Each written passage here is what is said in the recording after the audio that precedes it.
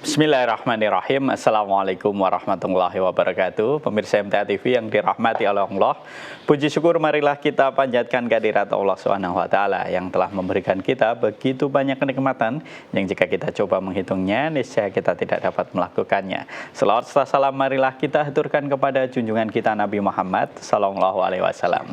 Kembali lagi menemani aktivitas Anda dalam program unggulan Risalah Tafsir bersama saya Fatih Hakil Muslim. Telah hadir di tengah-tengah kita Ustadz yang akan mengampu risalah tafsir pada kesempatan sore hari ini. Beliau adalah Ustadz Ahmadi. Mari kita sapa beliau. Assalamualaikum Ustadz. Waalaikumsalam warahmatullahi wabarakatuh. Kabar sehat untuk sore ini Ustadz? Alhamdulillah, insyaallah sehat walafiat insyaallah. Semoga Ustadz selalu diberikan kesehatan oleh Allah Ustadz. Amin.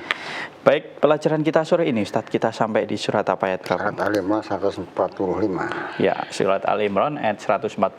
Baik pemirsa MTA TV yang dirahmati oleh Allah, kami mengundang Anda sekalian untuk bergabung bersama kami melalui line telepon di 02716793000 atau Anda dapat mengirimkan pertanyaan tertulis Anda melalui line SMS atau WA di 08112553000. Namun sebelumnya siapkan catatan dan mushaf Anda. Mari kita simak tausiah dari Ustadz Ahmadi. Silakan Ustadz.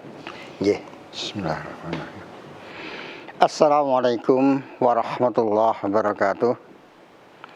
Innal hamdalillah nahmaduhu wa nasta'inuhu wa nastaghfiruh wa na'udzu billahi min syururi anfusina sayyiati a'malina may yahdihillahu fala mudhillalah wa may yudhlil fala hadiyalah. Asyhadu an la ilaha illallah wahdahu la syarikalah wa asyhadu anna Muhammadan abduhu wa rasuluh. Allahumma shalli wa sallim wa barik ala Muhammadin wa ala alihi wa ashabihi ajma'in, amma ba'du. Qala ta'ala fi kitabil karim, a'udzu billahi minasy syaithanir rajim. Ya ayyuhalladzina amanu taqullaha haqqa tuqatih wa la tamutunna illa wa antum muslimun. Kaum muslimin muslimat rahimakumullah. Pertama, marilah kita unjukkan puji syukur kepada Allah Subhanahu wa taala atas segala limpah nikmatnya, karunia-Nya, rahmatnya pada kita semuanya. Terutama nikmat iman, Islam, kesehatan, serta kesempatan. Sehingga sampai detik ini Allah masih pertahankan iman dan Islam kita. Dan juga kita masih dapat melaksanakan di antara kewajiban pokok kita, yaitu talabul ilmi. Karena tugas pokok umat Islam hidup dunia ini adalah ngaji dan ngaji. Talabul ilmi. Karena sehebat apapun perbuatan amal seorang, tanpa didasari dengan ilmu adalah sia-sia. Sia-sia. Ilmu qabla amal. Ilmu sebelum amal. Sebelum kita berbuat, beramal, harus mengerti dulu ilmunya. Nah, ilmu Islam itu satu sumbernya, itu Al-Quran. Kemudian dijelaskan Rasulullah dengan sunnah-sunnahnya. Itulah maka Allah masih memberikan kepada kita kesempatan untuk ngaji Quran ini. Kita syukuri betul sehingga janji Allah akan sampai kepada kita. Allah berjanji pada kita, la in syakartum la azidannakum. Kalau kita mensyukurinya, Allah akan menambah, bukan tambah pengertian saja. Pengertian Allah tambah karena kita belajar. Lebih dari itu, bahwa keberkahan Al-Quran akan terus Allah anugerahkan pada kita.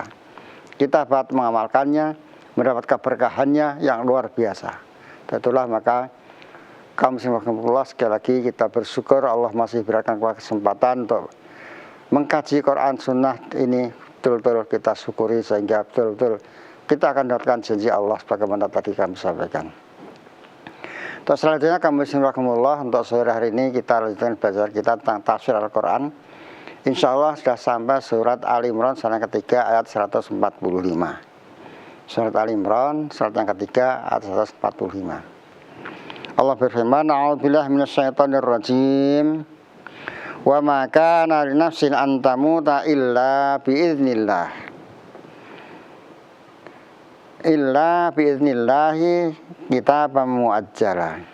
Wa man yurid thawabad dunya nu'tihi minha Wa may yurid thawabal akhirati nu'tihi minha wa sanajzis syakirin. Yang terjemahannya, sesuatu yang bernyawa tidak akan mati melainkan dengan izin Allah, sebagai ketetapan yang telah ditentukan waktunya. Barang siapa menghendaki pahala dunia, niscaya kami berikan kepadanya pahala dunia itu. Dan barang siapa menghendaki pahala akhirat, kami berikan pula kepadanya pahala akhirat. Dan kami akan memberi balasan kepada orang-orang yang bersyukur. Kaum muslimin rahimakumullah.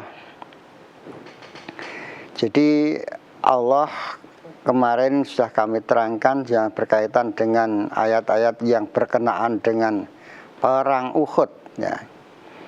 Sekali lagi, apa yang terjadi di dalam perang Uhud ini sangat penting untuk kita ambil pelajaran. Sangat banyak pelajaran yang kita ambil dari pelajaran di dalam perang Uhud. Di seawal akan berangkat perang Uhud saja sudah terjadi pengkhianatan kaum munafik. Di selamanya ada dunia yang kaum munafik itu akan membuat kekacauan. Tidak pernah orang munafik baik, belum pernah ada. Maka ancamannya pun lebih berat daripada orang kafir. Orang munafik itu fidar, kelas minar, kerak neraka. Jadi bukan hanya masuk neraka, dikerak neraka. Jadi kerak neraka yang paling bawah. Ini. Karena apa? Kalau orang kafir jelas, seorang kafir tidak beragama jelas. Tapi orang munafik itu Allah, mereka secara zahir perkataannya juga seperti orang Islam, bahkan perbuatan juga orang Islam, kan itu. Jadi kadang ya ngaji, ya sholat, ya puasa, ya haji dan sebagainya. Jadi memang tampilannya secara zahir orang Islam. Tapi Allah katakan wa mahum bimu'minin.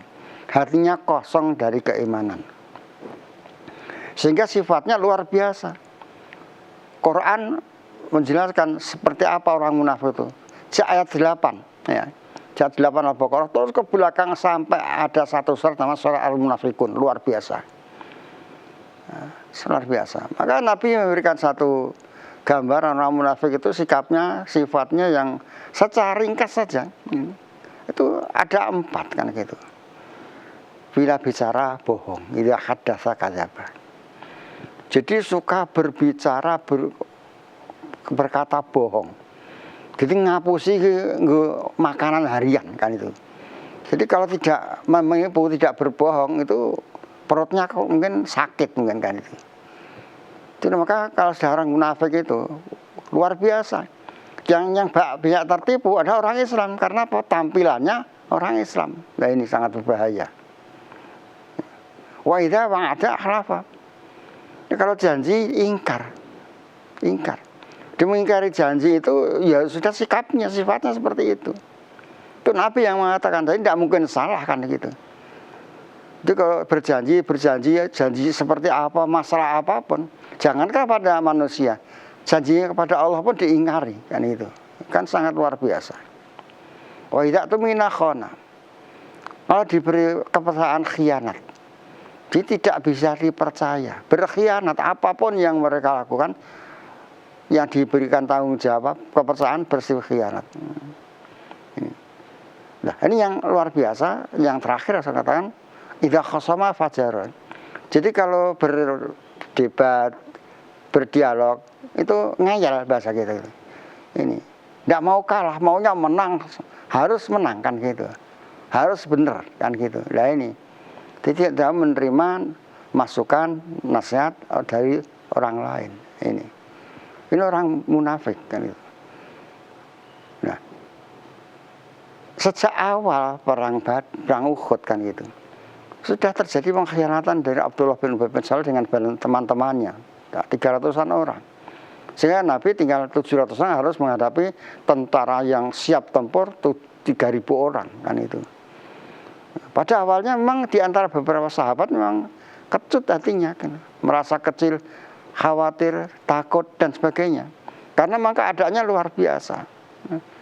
Tapi kemarin saya terangkan dari ayat yang tentang ayat itu.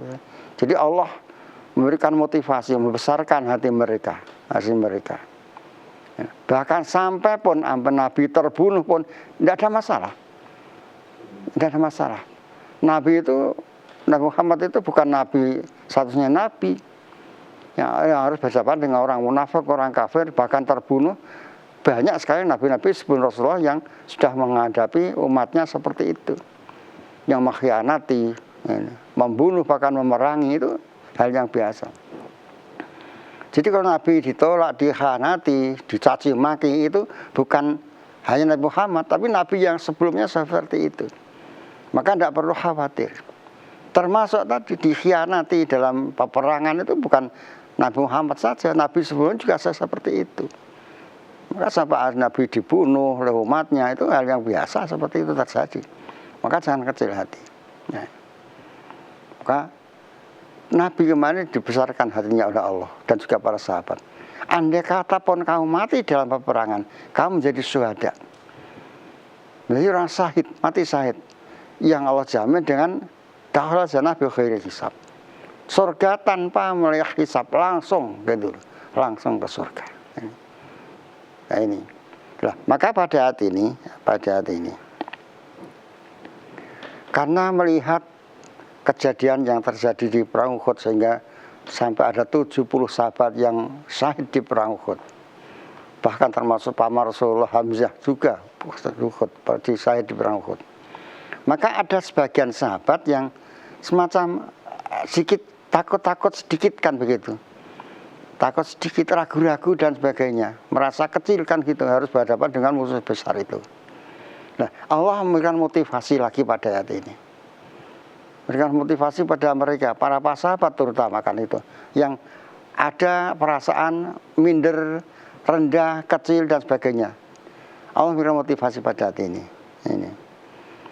Bahwa yang namanya mati gitu. Di rumah bisa mati, di jalan bisa mati, tidur bisa mati, perang bisa mati. Mati itu pasti kan gitu. Pasti. Setiap yang hidup pasti mengalami kematian. Ini. Pasti mengalami kematian. Maka di sini Allah katakan, jadi tanpa izin Allah, tanpa aturan dari Allah, tidak akan terjadi. Nah, mati itu termasuk ketetapan dari Allah yang pasti akan mati. Jadi sekalipun maju perang gitu loh, Allah tidak mengizinkan mati, ya tidak akan mati, selamat. Tapi yang tidak ikut berperang karena takut dan sebagainya di rumah, ya bisa mati.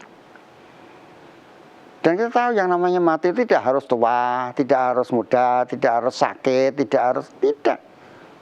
Dan kita lagi sekarang ini. Yang namanya kematian itu sebabnya luar biasa. Banyak sekali sekarang. Banyak sekali.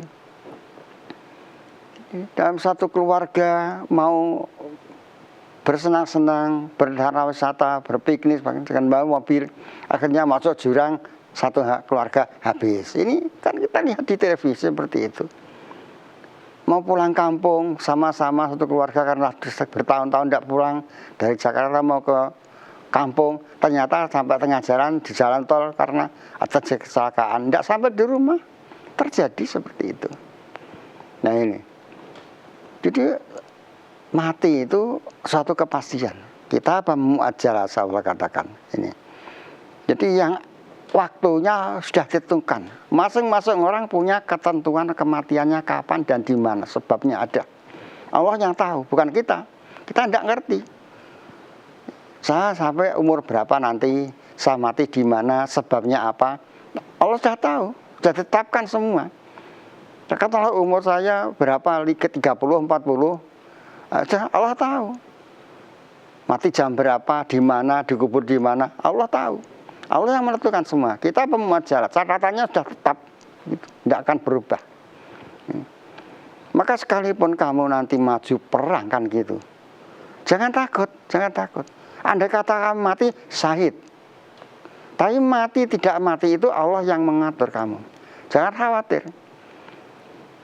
Jadi yang di rumah tidak ikut perang karena takut, ya bisa mati sama saja. Tidak perang, sakit perut, ya mati. Perang malah tidak mati. Terjadi banyak ini. Karena semangat yang Allah berikan kepada mereka, diberi motivasi oleh Allah. Mati itu hal yang wajar. Semua yang hidup pasti akan mengalami kematian. Kapan di mana Allah yang mengatur. Kita apa mu'ajjalah.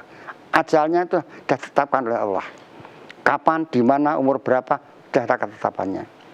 Nah, karena kita tidak tahu, maka kita hanya berusaha saja menggunakan kesempatan hidup ini untuk berbuat baik. Ini. Jangan sekali-kali ya kesempatan yang kita tidak mengerti ini justru berkeburukan. Hari ini kita berbuat buruk, tahu besok itu mati, ini kan rugi. Tapi kesempatannya tinggal sedikit yang kita tidak mengerti, mungkin sedikit, ya, digunakan sebaik-baiknya. Jangan sampai ketika kita berbuat maksiat datang kematian. Ini jangan sampai terjadi. Su'ul khatimah jangan terjadi. Nah, karena tidak tahu itulah rahasia Allah yang luar biasa bagi kita. Jadi kita selalu mempersiapkan diri untuk dalam keadaan baik. Maka Allah berpesan, wala tamutunna illa wa antum muslimun. Jangan sampai kamu mati kecuali dalam keadaan tunduk patuh kepada Allah. Tetap dimanapun, kapanpun, dalam keadaan apapun. Dalam keadaan tunduk patuh kepada Allah, Islam kepada Allah. Nah ini yang lebih penting. Nah maka juga ketika sahabat berperang itu dalam keadaan Islam, tunduk patuh kepada Allah, ada kewajiban berperang.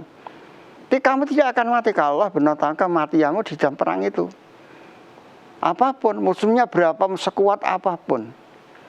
Coba dibayangkan kalau kita Allah membukakan pada kita pelajaran. Ketika Nabi Daud dengan Talut, hanya dengan beberapa orang, tidak sampai 100 orang, harus menghadapi ribuan tentara Jalut yang luar biasa kuat, pakai baju besi dan sebagainya. Tapi akhirnya Nabi Daud berhasil membunuh Jalut ini dan menang ini. Sampai Allah abadikan Al-Quran ini. Jadi bukan banyak dan sedikitnya, tapi Allah yang menentukan semuanya, menang atau kalah, mati atau hidup. Ini itu sudah Allah tetapkan. Hanya kita tidak mengerti, maka kita berusaha semaksimalnya. Kita berusaha. Kita sakit berobat. Tapi apa masih sembuh? Ya tidak. As-Syafi itu Allah, pemberi kesembuhan itu Allah. Diberi obat yang harganya sangat mahal, mungkin bukan hanya jutaan, lebih dari itu kan. Obatnya semua made in luar negeri sana, miliaran. Ya mati sama. Tapi tidak usah diobati ke sana kemari, karena Allah tidak menghendaki itu.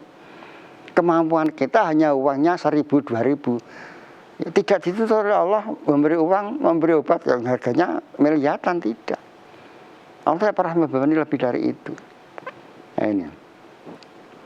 Maka kemanapun, semuanya hidup kita ini sudah diatur oleh Allah. Kita hanya berusaha jangan sampai kita keluar dari jalan Allah yang benar. Ini yang penting, karena apa? Sekali lagi, kematian itu datangnya sewaktu-waktu. Kita tidak mengerti. Nah kalau kita mengerti mati 10 tahun lagi, ya kita bisa persiapan mau menumpuk amal dan sebagainya atau berbuat apapun. Nanti kurang berapa hari bertobat, bisa jadi. Tapi kita tidak mengerti. Kita punya harta, menumpuk harta, kerja siang malam menumpuk, setelah terkumpul mati. Itu banyak terjadi. Rugi. Keringatnya habis kering untuk cari uang. Begitu terkumpul, mati. Karena apa? Tidak segera dimanfaatkan. Segera manfaatkan nikmat Allah berupa harta itu untuk kebaikan diri kita nanti di akhirat. Jangan ditunda. Ditunda besok mati sudah. Jadi harta kita seberapa banyak pun, kalau sudah mati semua hak orang lain, ahli waris yang punya, bukan kita. Kita tidak punya apa-apa. Yang jadi milik kita adalah yang sudah kita amalkan ketika masih hidup. Sudah mati tidak bisa apa-apa. Sebanyak apapun harta yang kita miliki tidak berguna lagi untuk diri kita. Ini yang mendapat adalah ahli waris kita. Setinggi apapun ilmu yang kita miliki, tapi tidak dimanfaatkan, ya tidak ada gunanya. Nah itulah, maka sekali lagi Allah ingatkan pada ayat ini. Kematian itu sudah Allah tetapkan pada siapapun. Di mana, kapan, usianya berapa, Allah berikan ketetapan. Hanya kita tidak diberitahu oleh Allah. Untuk apa? Untuk kita mempersiapkan diri. Ini kita mu'ajjalah. Sudah tetapkan Allah ajalnya kita gitu. Ini. Kemudian wa man yurid sawabat dunya nu'tihi minha.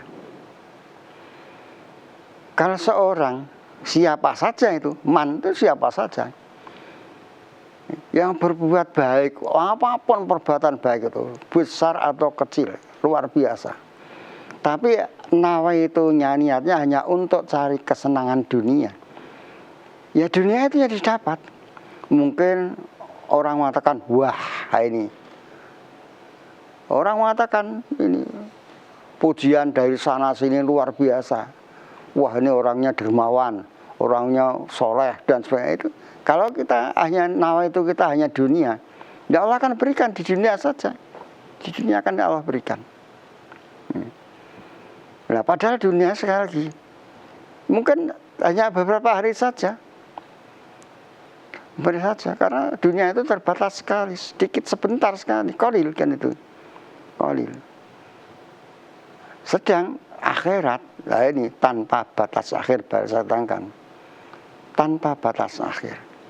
Nah, kalau kita masuki akhirat tanpa bekal ibadah, amal yang baik, kemudian kita sengsara di akhirat, itu kesengsaraan yang sangat menyengsarakan. Karena apa? Tidak ada batas akhirnya, tidak ada berhentinya, terus seperti itu, dan penyesalan akan terjadi. Nah ini, maka di sini Allah katakan kematian pasti. Maka ketika kita hidup ini, jangan kita terfokus pada dunia. Berbuat baik seperti apapun kita, kalau kita hanya dunia yang dicari, hanya mungkin pujian orang karena riak dan sebagainya, tidak ada artinya apa-apa. Allah tidak butuh itu semuanya. Karena apa? Hakikatnya kita semua ini, termasuk ada yang apa yang di alam ini, semua milik Allah, milik Allah. Kita sombong luar biasa dengan ilmu kita, yang memberikan tak siapa.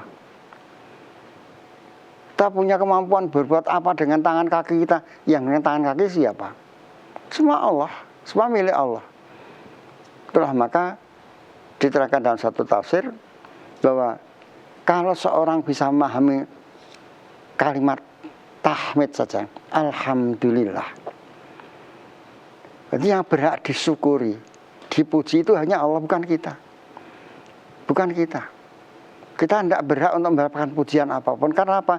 Hakikatnya yang kita gunakan di dunia ini adalah milik Allah semua. Milik Allah semua. Maka ada orang mengatakan, tidak pernah tukang parkir sombong karena banyaknya mobil. Gitu. Ya, mobil yang parkir di situ, yang dititipan itu mungkin ratusan, dan semua baru bagus. Tapi tidak pernah bangga. Tidak pernah bangga ini. Karena memang dia bukan miliknya. Begitu dibawa pulang, yang punya sudah selesai.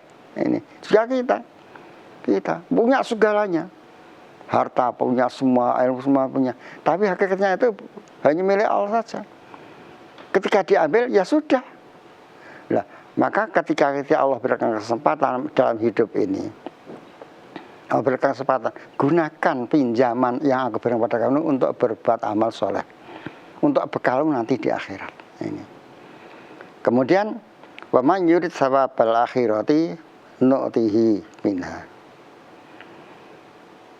Nah, kalau orang berbuat kebaikan dengan nawaitu akhirat itu, Allah akan berikan akhirat itu. Dunia otomatis katut sudah. Karena kita hidup di dunia. Jadi kita hidup di dunia. Jadi orang nawaitunya akhirat, dunia pasti katut karena kita hidup di dunia. Akhirnya didapat. Jadi dapat dunia, dapat akhirat kan itu.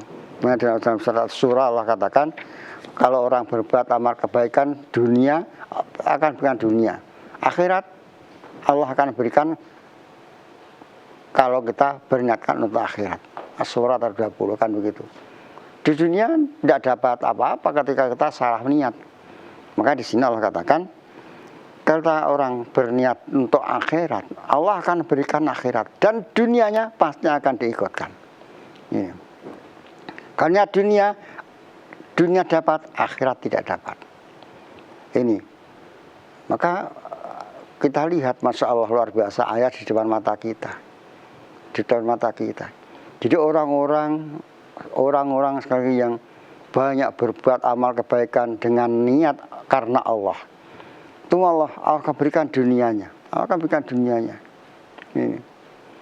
Akhirnya pasti. Maka sampai Allah sini di akhir ayat, wasana jazis syakirin. Allah akan memberikan balasan orang yang bersyukur, yang menggunakan kesempatan hidupnya dengan segala karunia Allah ini untuk kebahagiaan akhiratnya. Akhiratnya, dunia akan disertakan, akhirat penuh dengan nikmat dan rahmatnya, yaitu dengan surganya Allah. Ya, begitu. Ya, terima kasih Ustaz. Baik pemirsa MTA TV yang dirahmati oleh Allah, kami mengundang Anda sekalian untuk bergabung bersama kami melalui line telepon di 02716793000 atau Anda dapat mengirimkan pertanyaan tertulis Anda melalui line SMS atau WA di 08112553000. Namun sebelumnya kita simak informasi yang berikut ini. Bismillahirrahmanirrahim, pemirsa MTA TV yang dirahmati oleh Allah, kita kembali lagi dalam program unggulan Risalah Tafsir, masih bersama dengan Ustadz Ahmadi. Pemirsa MTA TV, bencana alam kembali melanda saudara-saudara kita dari tanah longsor di Cilacap, Banjarnegara, banjir yang melanda di tanah Sumatera, serta berbagai ujian yang menimpa saudara kita di berbagai daerah. Salurkan bantuan terbaik Anda di rekening MTA Peduli Bencana pada Bank Syariah Indonesia atau BSI, kode bank 451, nomor rekening 234234111 atas nama Yayasan Majelis Tafsir Al-Quran. Setelah transfer berhasil, silahkan konfirmasi ke Ustadz Sunarjo di nomor 081 2298 2256. Insya Allah sangat berarti untuk membantu pemulihan saudara-saudara kita yang terdampak bencana. Baik pemirsa MTA TV yang dirahmati oleh Allah, kami mengundang Anda sekalian untuk bergabung bersama kami melalui line telepon di 02716793000 atau Anda dapat melakukan panggilan WA di 08112553000. Untuk kesempatan pertama kita ke pertanyaan tertulis dulu, Ustadz. Yeah. Ustadz, mohon dijelaskan Quran Surat Yasin ayat 12 yang dimaksud bekas-bekas yang ditinggalkan itu apa, Ustadz, dari Pak Tomo di Boy? Yeah. Surat Yasin surat ke-36 ayat 12. Allah berfirman, Inna nahnu nuhyil mauta wa naktubu ma qaddamu wa atharahum wa kulla syai'in ahsaynahu fi imamin mubin. Sesungguhnya kami menghidupkan orang-orang mati dan kami menuliskan apa-apa yang telah mereka kerjakan dan bekas-bekas yang mereka tinggalkan. Ini yang ditanyakan, dan bekas-bekas yang mereka tinggalkan, dan segala sesuatu kami kumpulkan dalam kitab induk yang nyata, yaitu Lauhul Mahfuz. Jadi semua amal manusia, apapun itu wujudnya, ucapan, perbuatan, apa saja, itu semuanya tercatat oleh Allah kan itu. Dan pasti mendapatkan balasan. Kalau baik, balasannya baik; buruk, balasannya buruk. Nah, di sini Allah katakan, kami menghidupkan orang-orang yang mati. Jadi orang mati nanti semua akan mati kan. Semua orang pasti akan mati. Dan nanti setelah kematian yang pertama nanti akan dihidupkan kembali. Semua akan dibangkitkan di Yaumul Ba'ats, hari kebangkitan. Semua dihidupkan untuk apa? Untuk mendapatkan balasan apa yang telah dilakukan di dunia. Ini. Untuk mendapatkan apa yang dilakukan di dunia dibalas oleh Allah. Baik dibalas baik, buruk dibalas buruk. Nah, ini. Nah, kami menuliskan apa yang telah mereka kerjakan. Jadi semua yang dilakukan manusia semua tercatat. Wa ma yalfizu min qawlin illa ladayhi raqibun atid. Ini. Jadi setiap perkataan yang keluar dari mulut kita semua tercatat, tidak ada yang kelewatan kan itu. Kemudian Allah katakan di sini, dan bekas-bekas yang mereka tinggalkan. Manusia di dunia ini bukan sekedar ngomong kan. Maka yang namanya kita mengenal nama sedekah jariyah. Bangun masjid, bangun jembatan, bangun masjid dan sebagainya. Ini kan bekas-bekas kita, bekas tangan kita. Semua dinilai oleh Allah. Jadi bukan kita berucap saja, tapi juga berbuat. Nah, bekas-bekas perbuatan kita itu kan itu. Seorang, masya Allah, berhasil mendirikan majelis, mengadakan pengajian, Masya Allah, yang tadinya 1 orang, 2 orang, sampai akhirnya jadi gelombang, cabang, dan perwakilan. Itu luar biasa. Jadi bekas-bekas yang dilakukan ketika masih hidup ini akan menjadi catatan amal dan bekal kita nanti di akhirat. Baiknya juga sebaliknya, ada orang yang bekas-bekasnya tidak baik. Ketika hidup di dunia ini sudah tidak baik, meninggalkan bekas-bekas yang tidak baik. Bekas kemaksiatan dilakukan. Nah ini, berarti mati meninggalkan bekas yang tidak baik. Na'udzubillah. Maka sekali lagi, mari kita berusaha semaksimalnya. Bukan hanya ngomong yang baik, iya, ngomong penting. Dakwah itu mengajak dengan ucapan penting, dengan lisan penting. Tapi lebih dari itu kita beramal, berbuat dengan apa yang Allah berikan kepada kita, dengan harta kita, ilmu kita, sehingga meninggalkan bekas dari perbuatan kebaikan kita. Ini akan menjadi amal kita. Dan kita tahu, jangankan kita, umat Islam dunia ini, ibadah haji itu bekas peninggalan Nabi Ibrahim, Nabi Ismail. Nah ini, Ka'bah, masjid, begitu. Berapa banyak masjid-masjid yang dibangun oleh nenek moyang kita yang sudah dulu meninggalkan kita, tapi bisa dimanfaatkan. Nah ini kan mendorong pada kita untuk jadi hamba Allah dari umat Islam itu, untuk meninggalkan kebaikan untuk anak cucu kita selanjutnya. Ya begitu. Ya, kami masih mengundang pemirsa sekalian untuk bergabung bersama kami melalui line telepon di 02716793000 atau Anda dapat melakukan panggilan WA di 08112553000. Ya, kita sapa pemirsa yang telah terhubung. Halo, assalamualaikum. Halo, assalamualaikum. Waalaikumsalam. Ya, dari siapa, di mana? Ini dari Bapak Misi, Kesmantoro, Wonogiri. Ya, silahkan Bapak. Ya. Silahkan. Langsung dengan Ustadz. Ini mau bertanya Ustaz. Iya, moga. Ini tentang masalah perzinahan itu Ustaz. Kalau yang zina itu suaminya, kalau istrinya tidak tahu apakah itu hubungan suami istri masih halal atau tidak. Seandainya sudah tidak halal, itu bagaimana caranya supaya bisa halal lagi Ustaz? Apa terkait perzinahan tadi? Apa termasuk itu sudah terkena ayat 3 surat An-Nur yang ayat 3 itu Ustaz? Mohon diterangkan Ustaz. Iya. Assalamualaikum warahmatullahi wabarakatuh. Waalaikumsalam warahmatullahi wabarakatuh. Ya, yang bisa saya tangkap terkait surat An-Nur ayat 3. Iya, tadi kaitannya dengan Perzinahan itu, Ustaz. jadi terkait dengan perzinahan, kemudian Dikaitkan dengan An-Nur ayat 3, Ustaz.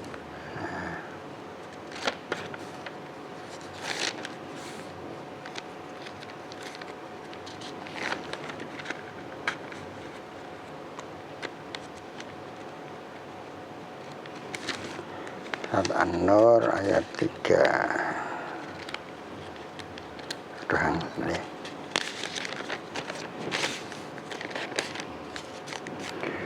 Ayat 3.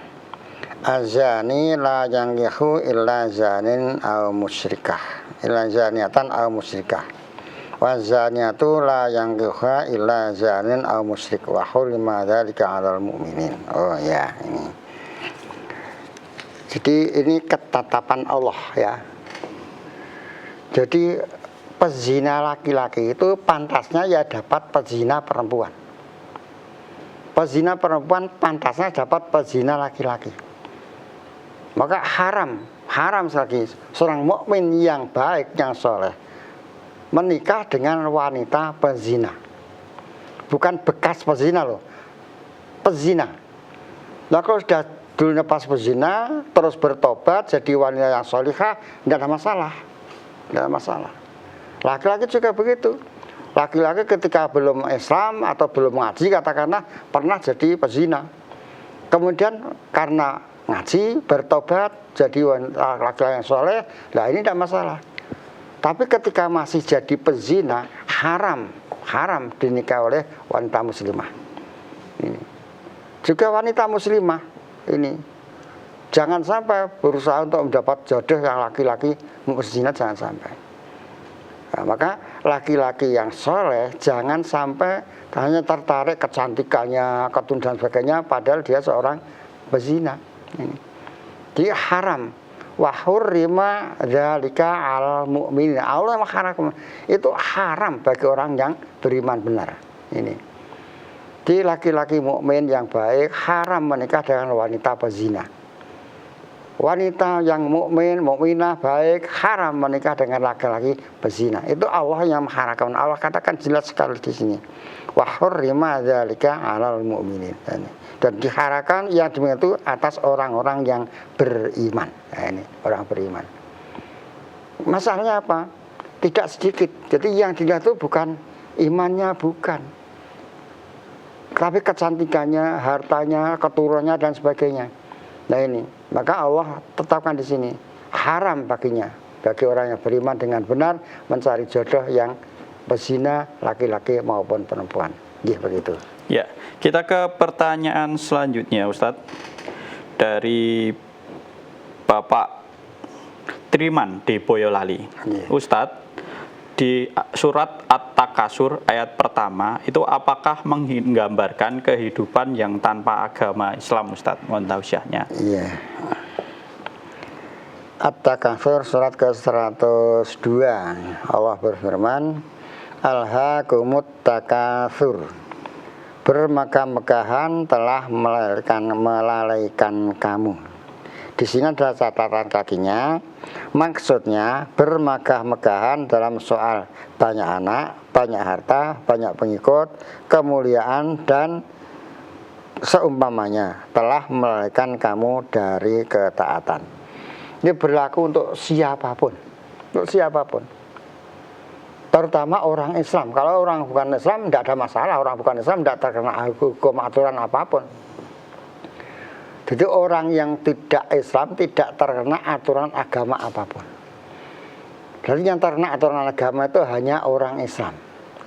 Karena apa? Karena kasih Allah. Allah telah menyediakan surga yang penuh dengan segala kenikmatan, maka Allah memberikan aturan. Ini jangan dilakukan, ini lakukan. Ini karena kasih yang Allah. Allah ini mengatakan bahasanya Allah telah membeli orang yang beriman. Membeli itu kan kita punya barang dibayar. Yang bayar Allah, bayarnya surga. Jadi orang beriman itu sudah disiapkan bayarnya dengan surga. Tempat yang paling nikmat selamanya tanpa batas akhir. Tidak sedetik pun orang sengsara di akhirat ketika di surga. Nah ini. Maka orang-orang yang beriman, sekali lagi diingat Allah, jangan sampai karena harta kita, karena anak-anak kita, akhirnya kita terlalai dari ketaatan kepada Allah. Ini mengejar harta sampai lupa sholat. Lupa sholat. Apa artinya harta kita? Harta sebanyak apapun, kalau sholat kita tidak baik, tidak ada artinya apa-apa. Yang pertama kali nanti dilihat oleh Allah, dihisab adalah sholat kita. Sholatnya tidak baik, sudah selesai semuanya. Ini. Anak-anak kita juga begitu. Anak kita butuh biaya macam-macam. Akhirnya apa? Sampai lupa zakatnya tidak disakati. Infak tidak pernah infak. Sedekah tidak pernah sedekah. Karena apa? Habis untuk ngurusi anak. Ini rugi. Karena apa artinya? Apa artinya itu semuanya? Ini maka anak itu kewajiban orang tua untuk ngurusi anak. Tapi jangan sampai melalaikan dari kita berbuat taat kepada Allah. Mau sholat jamaah ke masjid saja tidak sempat karena apa? Karena dibebani oleh anak, istri dan sebagainya, harta kan itu. Mau sholat Jumat saja tidak sempat karena apa? Nunggu toko. Lah ini apa artinya? Apa toko kita bisa menyelamatkan dari neraka? Tidak. Nah ini, maka alhaakumut takasur. Telah melalaikan kamu karena berlomba-lomba banyak-banyakan harta, anak dan sebagainya. Nah ini. Tidak akan pernah menang gitu loh. Tidak akan pernah menang. Selalu kalah kita. ini selalu kalah.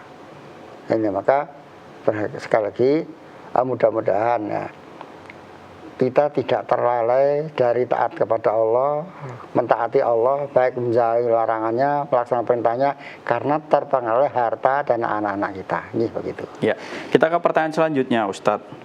Saya menderita penyakit stroke, Ustadz. Saya sholatnya duduk, baca Al-Fatihah, Al-Ikhlas, Al-Falaq, An-Nas, terus, dan selamanya baca itu. Dan setelah habis maghrib, saya selalu baca Quran, surat ayat kursi dan tahlil sambil menunggu isya di aplikasi HP. Apakah hal itu diperbolehkan, Ustadz? Ya. Jadi ketika kita sholat, apapun surat yang dibaca itu tidak ada ketetapan. Mau baca kulhu, inak atau inak terus, karena yang hafal itu tidak masalah. Atau yang hafal yang lain, tapi yang dibaca hanya itu. Subuh ya itu, maghrib ya itu, asar semua boleh. Boleh. Yang penting apa? Setelah Al-Fatihah membaca surat-surat yang mahaja boleh. Ayat yang mahaja boleh. Nah, syukur kalau kemudian untuk maghrib sebagai Rasulullah contohkan Qul ya al-kafirun dan Qul huwallahu ahad, itu maghribnya. Nanti isya-nya yang agak panjang, sabihis dan sebagainya, itu contoh dari Rasul sudah ada. Namun bacaan surat yang manapun, ayat yang manapun setelah baca Al-Fatihah boleh saja. Bahkan itu terus subuh, yaitu semua sholat, waktu sholat sunnah pun itu juga boleh saja, sah-sah saja. Nah, ini. Kemudian terkait setelah maghrib sampai isya membaca ayat kursi dan yasin tahlil sambil menunggu isya, apa boleh kan? Ya. Jadi membaca ayat kursi, ya, ayat kursi itu bahkan Rasul tekankan setiap habis sholat, gitu, habis sholat fardu. Semua sholat fardu, habis sholat fardu baca ayat kursi. Itu oleh Rasul tekankan kan itu. Pagi, sore, siang, malam, habis sholat fardu kita baca ayat kursi. Ini boleh, tidak masalah. Ditambah dengan surat-surat yang lain, silahkan saja, silahkan lain. Ini monggo silahkan. Tapi sekali lagi kalau bisa kan itu dibaca ditambah dengan surat-surat yang lain, itu lebih baik lagi, ya begitu. Ya, itu tadi pertanyaan terakhir Ustadz pada risalah tafsir kali ini. Sebagai penekanan terkait materi, silahkan Ustadz. Ya. Jadi kembali pada materi yang tadi kami sampaikan. Jadi Allah memberikan motivasi kepada umat Islam saat itu pada para sahabat Rasulullah yang karena banyak terjadi kekalahan dalam perang Uhud kan itu. Akhirnya ada sebagiannya yang merasa kecil hati, minder dan sebagainya, takut dan sebagainya. Allah berikan pertolongan, bukan memotivasi. Tidak ada masalah, mati kamu syahid surga. Dan kematian itu bukan karena perang, bukan karena sakit, bukan, tidak. Mati sudah ketetapan dari Allah. Dan pasti itu. Allah sudah memberikan catatan bahwa kita masih dalam kandungan ibu. Di 4 bulan sudah tulis Allah, matimu kapan, umur berapa, di mana, sudah ada. Hanya kita tidak tahu. Nah kalau kita itu kan menghindari, mati di Solo, tidak akan ke Solo, selamat terus apa gitu, tidak. Jadi kita katanya matinya di Solo. Ketika mati ya datang ke Solo, sudah. Tidak bisa diampet, gak usah gitu, sudah. Ini. Nah ini, maka karena kita tidak tahu, maka kita persiapan terus. Maka pesan Allah, jangan sampai kita mati kecuali dengan taat. Ini diingatkan betul, jangan sampai terjadi karena berbuat maksiat saat itu kematian datang. Ini yang sangat penting kita ingat-ingat. Ya, begitu. Ya, terima kasih atas tausiahnya pada kesempatan sore hari ini. Semoga dapat menjadi peringatan serta kabar gembira ya Ustadz bagi kita semua. Assalamualaikum warahmatullahi wabarakatuh. Waalaikumsalam warahmatullahi wabarakatuh. Baik pemirsa MTA TV yang dirahmati oleh Allah, itu tadi program unggulan Risalah Tafsir pada kesempatan sore hari ini bersama dengan Ustadz Ahmadi. Kami mohon maaf untuk pertanyaan tertulis yang sudah Anda kirimkan, belum bisa kami jawab semua. Insya Allah akan dibacakan di kajian-kajian mendatang. Jadi selalu simak kajian yang ada di MTA TV. Saya Fatih Akil Muslim beserta rekan kru yang bertugas mohon undur diri. Alhamdulillahirabbil alamin. Subhanaka Allahumma wa bihamdika asyhadu an la ilaha illa anta astaghfiruka wa atubu ilaik. Wassalamualaikum warahmatullahi wabarakatuh. Waalaikumsalam.